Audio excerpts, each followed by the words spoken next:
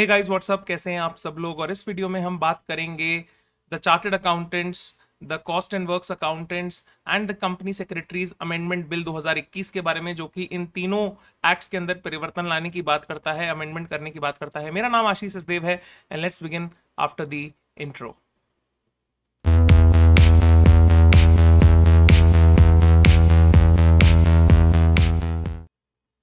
सो अभी बहुत सारी बात हो रही है सोशल मीडिया पे, डिफरेंट प्लेटफॉर्म्स पे, ट्विटर पे, यूट्यूब पे, इस बिल के बारे में। और ये क्योंकि चार्टर्ड अकाउंटेंट से रिलेटेड है, जो कि इकोनॉमी के डॉक्टर्स जिनको हम बोलते हैं, और जो कि मैं जिनको बोलता हूँ कि they are one of the most dynamic species on this planet. क्योंकि इतना सारा चीज़ चेंज होता है और इकोनॉमी को क्लोजली बहुत समझते हैं चार्टर्ड अकाउंटेंट्स, बिजनेसेस को समझते हैं, उनको फैसिलिटेट करते हैं। और इवन जो ये तीनों ही प्रोफेशनल्स हैं, कॉस्ट एंड वर्क्स अकाउंटेंट्स की अगर हम बात करें और कंपनी सेक्रेटरीज की भी अगर हम बात करें, तो ये तीनों ही प्रोफेशनल्स जो है मिल करके काम करते हैं और डिफरेंट एरियाज में काम करते हैं। चार्टर्ड अकाउंटेंट्स का रोल इसमें सबसे मुख्य रहता है, क्योंकि वो ओवरऑल चीज़ों को समझते हैं, टैक्सेशन हो गई, बाकी सारी चीज़ें हो गई, इन सब चीज़ों को देखते हैं। तो आइए हम इस वीडियो के माध्यम से जानने की और समझने की कोशिश करते हैं, ये जो नए बिल है ये क्या क्या चेंजेस लेकर के आना चाहते हैं और इनका क्या इम्पैक्ट हो सकता है, उसको भी थोड़ा सा समझने की कोशिश करेंगे। वीडियो थोड़ा सा लंबा हो सकता है। Before I begin to formally talk about all these aspects जिनके बारे में मैंने अभी आपसे बात कही, मैं चाहता हूं कि आप इस वीडियो को ज़्यादा से ज़्यादा शेयर करें, बिकॉज इससे जो हम इतना मेहनत करके वीडियो बनाते हैं तो हमें बहुत अच्छा लगता है। और अगर आपको मेरा काम पसंद आता है तो आप इस वीडियो को लाइक भी ज़रूर कर दीजिएगा एंड शेयर करिएगा अपने फ्रेंड्स के साथ, अपने और प्रोफेशनल कलीग्स के साथ, ताकि एक सही इंफॉर्मेशन लोगों में पहुंच सके। और एक जो डर और एक फियर जो क्रिएट हुआ है मार्केट में, और एक इमेज के ऊपर भी क्वेश्चनिंग हो जाती है चार्टर्ड अकाउंटेंट्स की, आपने देखा होगा कई सारे वीडियो क्लिप्स भी छोटे छोटे चल रहे हैं, तो उसमें भी जो चीज़ें होती हैं, तो हम इन चेंजेस को अगर ठीक तरीके से समझ पाएं इस वीडियो के माध्यम से, तो मेरे हिसाब से बहुत सही होगा। और स्टूडेंट्स भी जो हैं, सीए स्टूडेंट्स जो हैं, वो भी इस सही इंफॉर्मेशन को समझें, क्योंकि वो आने वाले टाइम में, फ्यूचर में प्रोफेशनल्स बनने वाले हैं। They are the future of this profession. तो उनके लिए भी ये बहुत इंपॉर्टेंट हो जाता है समझना इन चेंजेस को। Right, now let us begin. सबसे पहले हमारे को दो चीजों को बहुत क्लियर करना होगा कि मार्केट में जितनी भी बात हो रही है, मार्केट से मेरा मतलब है सोशल मीडिया पे या कहीं और भी जितनी बात हो रही है, वो दो चीजों के बारे में वहां पे बात हो रही है। पहली बात जो हो रही है वो हो रही है बिल के बारे में, जो कि ये अमेंडमेंट बिल है 2021 का। और दूसरी बात हो रही है इसी बिल के ऊपर एक स्टैंडिंग कमेटी की रिपोर्ट है, उसके बारे में, उसके कुछ पॉइंट्स के बारे में भी कुछ डिबेट जो है वो हमें देखने को मिलती है। कहां पर? जब हम सोशल मीडिया की बात करते हैं, जब हम डिफरेंट प्लेटफॉर्म्स की बात करते हैं, वहां पर। राइट, तो ये चीज आपको बिल्कुल क्लियर होनी चाहिए कि अगर बात हो रही है तो ये दो अलग अलग मुद्दे हैं, और जो बिल का पार्ट है उस पर डिस्कशन होगा आगे जाकर के लोकसभा में, उस पर डिस्कशन होगा आगे जाकर के, मतलब लोकसभा में तो अभी पास हो गया है, राज्यसभा में, और फिर फाइनली इस पे असेंट मिलेगी प्रेसिडेंट साहब की, और फिर वो एक एक्ट बनेगा। तो ये समझना बहुत ज्यादा इंपॉर्टेंट हो जाता है हम सब लोगों के लिए। राइट नाउ, अब इस स्लाइड के माध्यम से हम समझते हैं कि लाइफ साइकिल क्या है बिल का, अभी तक बिल कहां तक पहुंचा है। राइट, अभी एक्ट नहीं बना है, अभी बिल ही है। राइट, तो ये इंट्रोड्यूस किया गया था पहली दफा 17 दिसंबर 2021 को लोकसभा के अंदर।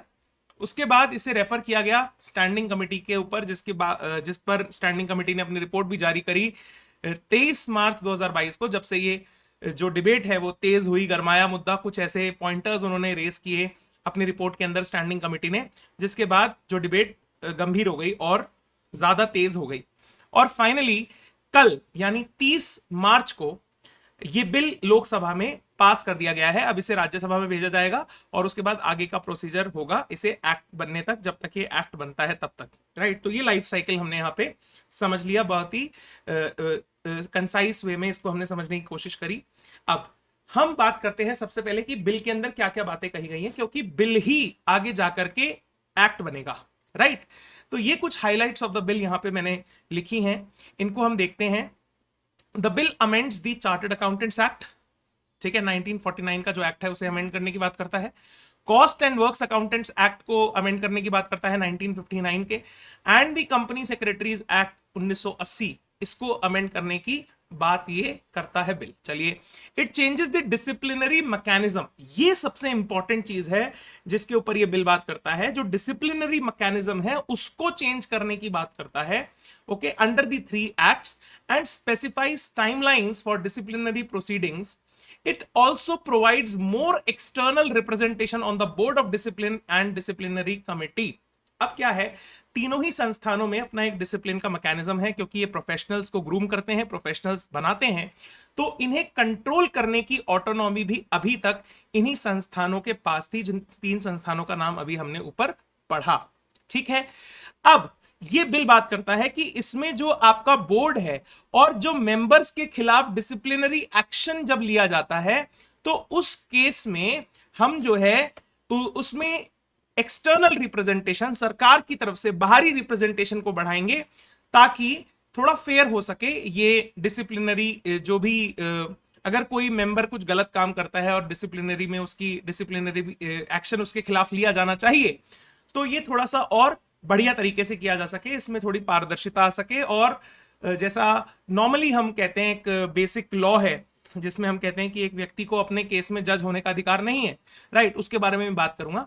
तो उस तरीके की कुछ बात ये करने की यहाँ पे कोशिश करते हैं कि एक्सटर्नल रिप्रेजेंटेशन को बढ़ाया जाए बोर्ड ऑफ डिसिप्लिन में और डिसिप्लिनरी कमिटी में। Bill creates a coordination committee between the secretary of the ministry of corporate affairs and नहीं है, the committee will have representation from the 3 institutes formed under the acts. तो ये सरकार और जो ये संस्थान है इनके बीच में कोऑर्डिनेट करने के लिए कोऑर्डिनेशन कमेटी बनाने की भी बात करता है। The secretary to each council will be designated as chief executive with the president as the head of the council. The president will be responsible for ensuring implementation of decisions of the council. The secretary to each council, यानी इन तीनों में council बनती है, institute में, तीनों institute में council बनती है, will be designated as chief executive with the president as the head of the council. अब यहां पे जो प्रेसिडेंट है काउंसिल का, उसकी पावर्स के अंदर कुछ यहां पे परिवर्तन करने की बात ये बिल करता है। Firms must now register with the institutes, ठीक है। The council must maintain a resistor of firms containing details including pendency of any actionable complaint और इंपोजिशन ऑफ पेनल्टी। तो ये यहाँ पे और फर्म्स के ऊपर कड़ा जो है ये रुख अपनाए इंस्टीट्यूट और उनको कंट्रोल करने की बात यहाँ पे की गई है। The bill increases certain fines under the 3 acts, fines के अमाउंट को इंक्रीज करने की बात की गई है। If a partner or owner of a firm is reportedly found guilty of misconduct during last 5 years, disciplinary action can be taken against the firm. ठीक है, तो ये कुछ चेंजेस लाने की बात यहाँ पे बिल करता है। चलिए, की इश्यूज एंड एनालिसिस, अब इसी से कुछ मुद्दों को हम डिस्कस करते हैं। The bill proposes to change the composition of the 2 disciplinary entities, जिसमें बोर्ड ऑफ डिसिप्लिन और डिसिप्लिनरी कमिटी आते हैं, to allow for more external representation, यानी अगर किसी मेंबर के ऊपर डिसिप्लिनरी एक्शन लेना है तो बीओडी, बोर्ड ऑफ डिसिप्लिन और डिसिप्लिनरी कमिटी जो है उसके अंदर एक्सटर्नल बाहरी रिप्रेजेंटेशन, काउंसिल से जो रिप्रेजेंटेशन आ रहा है, जो मेंबर्स से रिप्रेजेंटेशन आ रहा है, उसके अलावा उसके अलहदा बाहर से रिप्रेजेंटेशन बढ़ाने की बात ये बिल यहां पे करता है। However these external members will be selected from a panel of persons prepared by the 3 council. अब ये क्या कह रहे हैं, देखिए बड़ी मजेदार बात है। ये कह रहे हैं कि एक्सटर्नल रिप्रेजेंटेशन बढ़ाओ, लेकिन वो एक्सटर्नल लोग जो आएंगे उनको सेलेक्ट कहां से किया जाएगा, एक पूल हम बनाएंगे, और ये पूल कौन बनाएगा, जो इन काउंसिल्स के मेंबर है वही वो पूल बनाएंगे, और उसी में से चुन करके एक्सटर्नल रिप्रेजेंटेशन को वहां पे लाया जाएगा। अब देखिए बड़ी मजेदार बात है, बात एक्सटर्नल रिप्रेजेंटेशन को लाने की गई, अब यहां पे पूल भी वही लोग बनाएंगे, ठीक है। तो एक तरीके से जिस चीज को हटाने की, मतलब एक्सटर्नल रिप्रेजेंटेशन को बढ़ावा देने की बात की गई थी, वहां पे इन्होंने खुद इस चीज को खत्म करने की बात कर दी। जैसे यहां पे लिखा है, दिस में be against the objective of resolving conflict of interest between the disciplinary and administrative functions of the 3 professional councils. Basically ये चेंज क्या करना चाहते थे, ये चेंज करना चाहते थे कि जो आपकी काउंसिल है वो एडमिनिस्ट्रेटिव काम करे, डिसिप्लिन का जो काम है इसमें कॉन्फ्लिक्ट ऑफ इंटरेस्ट आ जाता है कि आपका मेंबर है, आप उसको बचाने की कोशिश करेंगे, राइट। तो अगर कोई गलत काम वो करता है, डिसिप्लिनरी एक्शन उस पर लिया जाता है, तो इसलिए उसमें एक्सटर्नल रिप्रेजेंटेशन बढ़ाओ। लेकिन अब एक्सटर्नल रिप्रेजेंटेशन बढ़ाने के लिए यहां पे ये क्या कह रहे हैं कि जो पूल बनाएंगे जिनमें से हम रिप्रेजेंटेटिव्स को चुनेंगे वो काउंसिल के मेंबर्स बनाएंगे। तो यहां पे अब कॉन्फ्लिक्ट ऑफ इंटरेस्ट खत्म कहां हुआ, ठीक है। तो ये एक बात है, इसको हम समझेंगे और आगे। The mandate of the proposed coordination committee में overlap with certain functions of the three institutes. Obvious सी बात है, कोऑर्डिनेशन कमिटी एक अलग बॉडी आप बना रहे हैं जो कि सरकार का, जिसमें रिप्रेजेंटेशन बहुत बहुत ज्यादा रहने वाला है, इसमें मेंबर्स उसमें नॉमिनेट होकर के आएंगे, वहां से लिए जाएंगे काउंसिल में से। Further being chaired by secretary of the ministry of corporate affairs, it may impinge on the independence of the three institutes. वो इनको डायरेक्टिव्स देगा कि भैया ऐसे करो ऐसे करो, ठीक है। तो ये यहां पे बोल रहे हैं कि ये इंडिपेंडेंस ऑफ इंस्टीट्यूट के ऊपर थोड़ा सा प्रॉब्लम यहां पे क्रिएट कर सकती है coordination committee. The bill provides for disclosure of pending complaints or actionable information against members and firms. Disclosing details of pending complaints before finding guilt may tarnish their professional reputation. अब देखिए, natural law भी ये कहता है कि जब तक आपको गिल्टी प्रूव नहीं कर दिया जाता तब तक आप बिल्कुल फ्री हैं, बिल्कुल सही हैं आप, राइट। जिस दिन आपको गिल्टी प्रूव किया जाता है उसके बाद ही आप उस श्रेणी में आते हैं कि आपने ये अपराध किया है, आपने ये गलती की है। अब यहां पे अगर डिस्क्लोजर किया जाएगा पेंडिंग कंप्लेंट्स का, जो मेंबर्स के खिलाफ कंप्लेंट्स हैं, फर्म्स के खिलाफ कंप्लेंट्स हैं, उनको डिस्क्लोजर किया जाएगा, सो दिस में टार्निश देयर इमेज। भाई अभी तो केवल एक आरोप लगा है, अभी आरोप सिद्ध नहीं हुआ, अभी उस पर बातचीत नहीं हुई, अभी उन्होंने पक्ष नहीं रखा, दोनों पक्षों ने अपनी बात अभी रखी नहीं है और क्लैरिटी उस पर आई नहीं है। तो आप कैसे किसी को ये कह सकते हैं कि ये गिल्टी है? नहीं कह सकते। और उसको आप गिल्टी तो आपने नहीं कहा, चलिए, लेकिन आप ये कह रहे हैं कि इस व्यक्ति के खिलाफ ये कंप्लेन है, तो कहीं ना कहीं उसकी इमेज जो है वो यहां पे खराब होती है। तो इस मुद्दे पे भी लोगों की, जो प्रोफेशनल्स हैं और सब लोग हैं, वो कह रहे हैं कि भैया ऐसा नहीं करना चाहिए, राइट, बिल्कुल सही बात है। Though the president will have a non executive role, he will be held responsible for implementation of the decisions of the council। अब जो प्रेसिडेंट है उसे नॉन एग्जीक्यूटिव रोल देने की बात कही गई है, मतलब अभी तक वो एक तरीके से इंडिपेंडेंट उसे बनाने की बात कही गई है, उसे मोर इंडिपेंडेंस देने की बात कही गई है, और उसके ऊपर ये रिस्पॉन्सिबिलिटी डाली जाएगी कि जो भी काउंसिल डिसीजन लेता है उसका इंप्लीमेंटेशन प्रॉपर तरीके से हो पा रहा है या नहीं। तो ये कुछ इंपॉर्टेंट एरियाज हैं जो जिन पे बात करता है ये बिल, राइट। अब यहां पे डिसिप्लिनरी मैकेनिज्म पे बात कही, पेनल्टीज पे बात कही, role of president of the council, इनके चेंजेस के ऊपर बात कही, रजिस्ट्रेशन ऑफ फर्म्स के ऊपर बात कही, और कोऑर्डिनेशन कमेटी की यहां पे बातें की गई हैं। तो ये कुछ मुख्य मुद्दे हैं जो बिल मैं वापस से बोल रहा हूं, बिल जिन पे बात करता है या जिनके बारे में चेंजेस लाने की बातें बिल के अंदर की गई हैं, जो जब एक्ट बन जाएगा तो लागू हो जाएंगे। अब स्टैंडिंग कमेटी ने जो कुछ रिकमेंडेशन दिए या कुछ बात बोली, ठीक है, जिसके ऊपर डिबेट एंड डिसकंटेंट बहुत ज्यादा देखने को मिल रहा है, वो ये है, ठीक है। पैरा नंबर 3.36 को अगर आप देखेंगे स्टैंडिंग कमेटी की रिपोर्ट को, 26 नंबर पेज के ऊपर आपको मिल जाएगी, मैंने लिंक ऑलरेडी डिस्क्रिप्शन में दे दिया है रिपोर्ट का। तो यहां पे देखिए, इसको बहुत ध्यान से पढ़ने पर ये हमें मालूम पड़ता है, during the course of examination of the bill and scrutinizing global practices with regard to the profession of accountants, it has been observed that the qualification and licensing of accountants in advanced countries like US, UK, Canada is done by multiple bodies, unlike in India, where one institute has statutory monopoly over the whole profession. As such, the scope of improving the quality and competency of the profession remains limited. The committee during their deliberation feel that multiple bodies on the lines of advanced countries is required in order to promote healthy competition, raise the standard and quality of auditing and accounting, and improve the credibility of financial reporting. The committee desire that the government should consider setting up IIA, Indian Institutes of Accounting, IIA, akin to IITs and IIMs for further development of the accounting and finance profession in the country। अब इस मुद्दे के ऊपर ये उन्होंने केवल एक अपना रिकमेंडेशन दिया कि ऐसा करना चाहिए, इसके बारे में बिल में कोई बात नहीं है। पहले ध्यान रखिए, बिल जो है वो ही पास होकर के एक्ट बनेगा, ये बात स्टैंडिंग कमेटी की रिपोर्ट में है, तो इससे इतना घबराने की जरूरत नहीं है। ये इसी तरीके से है, जैसे मान लीजिए मैं आपको समझाऊं, आप आर्टिकल हैं और आपको ऑडिट करने के लिए भेजा गया और आप वहां पे बहुत सारी ऑब्जर्वेशंस निकाल करके लेके आए और आप अब वो ऑब्जर्वेशन अपने सर के साथ डिस्कस कर रहे हैं। उनमें से एक ऑब्जर्वेशन ये है, ये ऑब्जर्वेशन सुनते ही आपके सर ने कहा कि भैया ये ऑब्जर्वेशन हम अपनी रिपोर्ट में नहीं डालेंगे। आप समझे मेरी बात को? So this is a recommendation, इसके ऊपर बिल के अंदर लाने की अभी तक बात मतलब कुछ भी हुआ ही नहीं है, तो इतना घबराने की जरूरत नहीं है। पहली बात। दूसरी बात, अगर ऐसा कोई चेंज आने वाले समय में, भाई बहुत सारी ऐसी रिकमेंडेशन, बहुत सारी ऐसी स्टैंडिंग कमेटी की रिकमेंडेशन जो आज तक पता नहीं, आजादी से स्टैंडिंग कमेटी बनती आ रही है, जब से संविधान लागू हुआ उसके बाद से कितनी रिकमेंडेशन देती गई, आज तक कुछ लागू नहीं होता, मतलब होता रहता है आने वाले समय में, बट बहुत सारी ऐसी रिकमेंडेशन जो अभी भी पड़ी हैं, राइट। तो आपको समझना पड़ेगा, इतना घबराने की जरूरत नहीं है कि इंडियन इंस्टीट्यूट ऑफ अकाउंटिंग आ जाएगा, आईआईए आ जाएगा, आईआईटी आ जाएगा, कोर्स महंगा हो जाएगा, अभी नहीं हो रहा। डरिए मत, घबराइए मत, समझिए, राइट। इसलिए मैं कह रहा था बिल को समझना ज्यादा इंपॉर्टेंट है। अरे बिल के ऊपर इतनी लड़ाई क्यों हो रही है, बिल के ऊपर इतना शोर क्यों मच रहा है? क्योंकि वहां पे जो इंस्टीट्यूट की ऑटोनॉमी है, जो काउंसिल की ऑटोनॉमी है, उसको चेंज करने के, उसमें परिवर्तन लाने की बात हो रही है सर। इसीलिए वहां पे इतनी जो हमें देखने को मिल रहा है डिसकंटेंट और डिबेट, इसीलिए उस बिल के ऊपर है।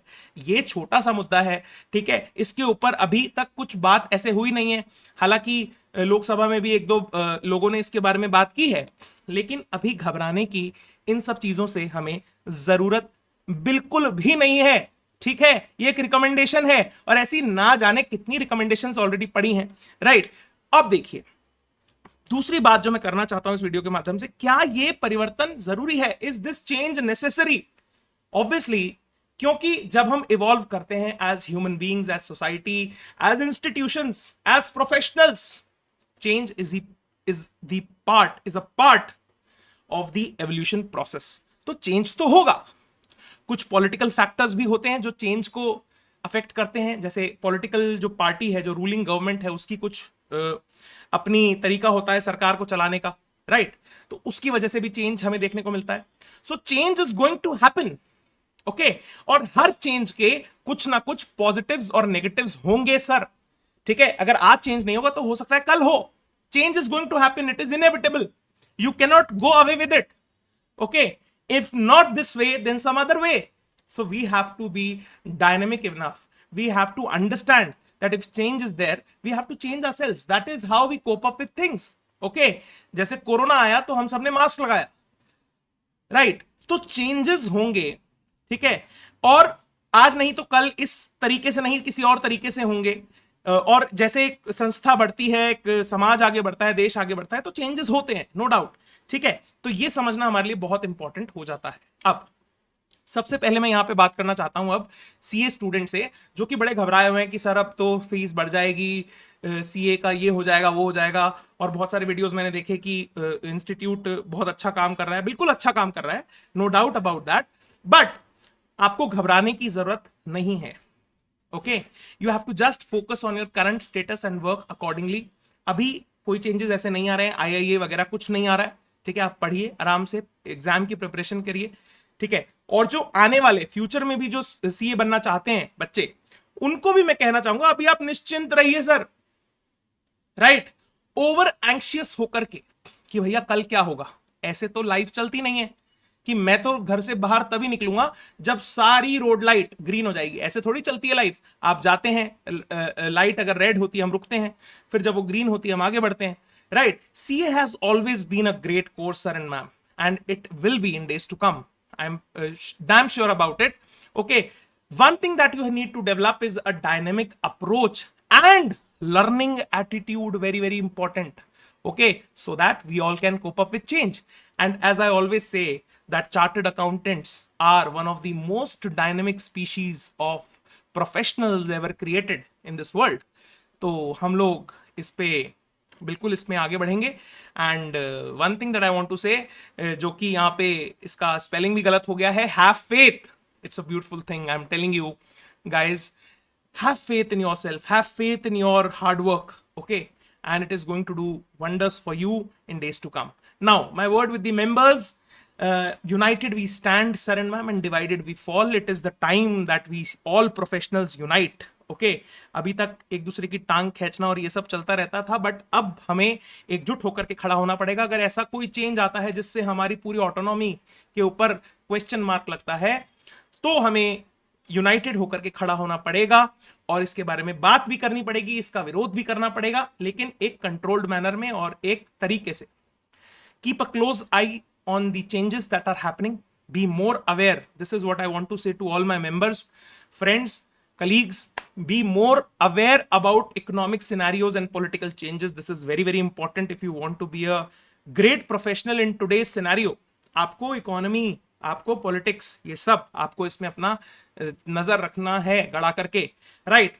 Time and again we have proved it, and this time again these are testing waters, sir and ma'am, and I'm sure we all will sail through provided we uplift our professional attitude. This is very very important for all the members.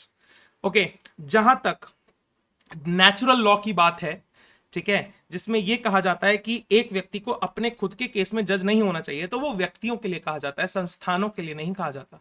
Okay, and governing bodies जो हो गई, statutory powers जिनके पास हैं, उनके लिए अगर ये बात कही जाती है तो इसमें चिंता की बात है. इसमें थोड़ा एक और सेकंड ओपिनियन, सेकंड थॉट देने की बात होती है मेरे हिसाब से, क्योंकि जैसा कि हमें पता है कि जहाँ पे लॉयर्स की अगर हम बात करें, डॉक्टर्स की अगर हम बात करें, तो उनके भी जो हेड्स होते हैं, उनकी जो गवर्निंग इंस्टीट्यूशंस होते हैं, उनके हेड्स भी वही प्रोफेशनल्स होते हैं.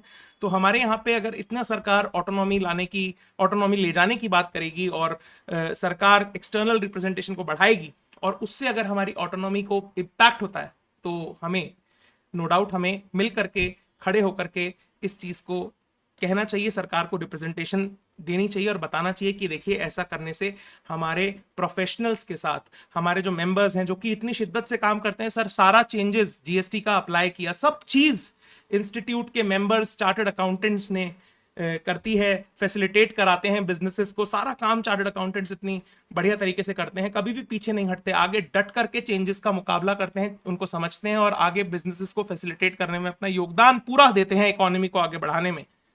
तो मैं मानता हूं कि हमें एकजुट होकर के एक आवाज के साथ सरकार तक अपनी ये बात पहुंचाने की भी जरूरत है. आई थिंक यहां तक मैं अपनी बात को ठीक तरीके से आप सबके बीच रख पाया हूं. Thank you for watching this video. इसे ज्यादा से ज्यादा शेयर करें, अच्छा लगता है तो लाइक करें और चैनल को सब्सक्राइब करें और नीचे कमेंट्स में बताएं आप क्या सोचते हैं इस बिल के बारे में, चेंजेस के बारे में. Thank you for watching. I always say that you guys are so very awesome. Thank you. Have an awesome day. Enjoy.